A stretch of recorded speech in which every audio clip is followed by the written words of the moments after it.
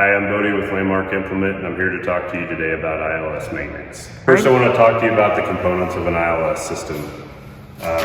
Here we have our position sensor, which can be located in the front on your older tractors, or the new position would be on the back. Here we have your upper A-arm. Also available, there is a retrofit kit if you have extreme upper pin failure on your A-arm.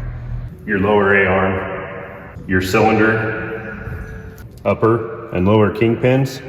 Also your control arm supports. Now we're going to talk about the location of your grease fittings. In the front and the rear, we have a fitting just inside the control arm. We have grease zerks on the top and bottom of the lower cylinders. On your upper kingpin on the inside, we have a grease fitting right there. On your kingpins, we have a grease fitting on the top and bottom. As we talk about service intervals, if you're in heavy, wet conditions, you may want to grease this more, but the recommendation is 250 hours to 500 hours on these machines. Please check your proper service manual for their recommendation. As you can see in this has actually been over greased, and this boot is bulging.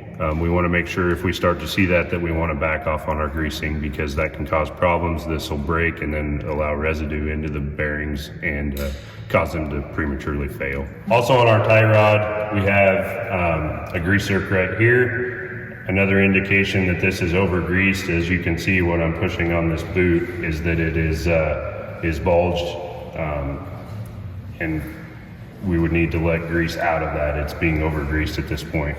On older model tractors like this one, there is a grease zerk located underneath this boot. To access this grease zerk, remove the snap ring and pull the boot back and grease according to your recommended hourly interval. On 2018 and model newer tractors, the grease zerk will be located on the shaft just outside of the boot. We would like to talk about your MFWD drive shaft while we're here. If equipped with grease zerks, please grease to your recommended service interval.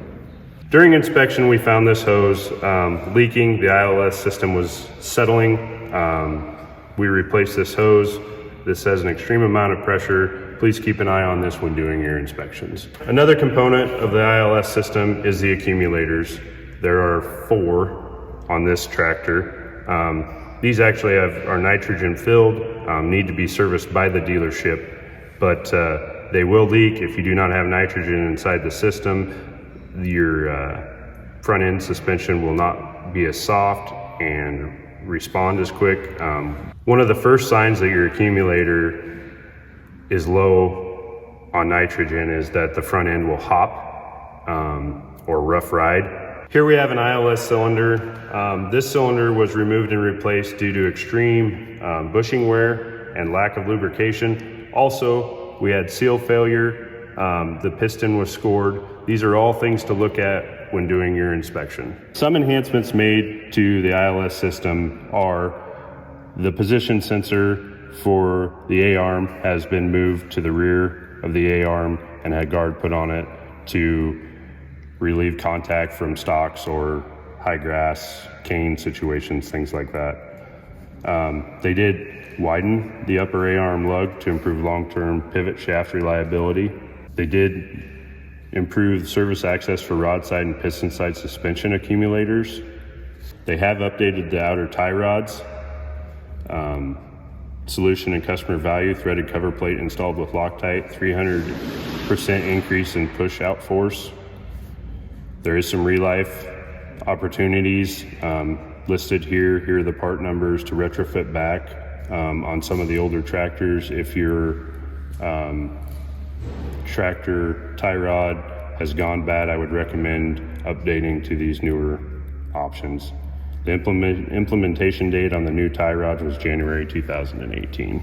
As you can see here in this picture, they have relocated the grease zerk on the inner tie rod, revised service interval from 1,500 hours to 250 hours. Increased neck diameter to improve resistance and buckling. The implementation date moving forward on this, all new tractors from January 2018 to current will have this update. Thank you for your time. If you have any questions about ILS maintenance, please contact your local Landmark dealership.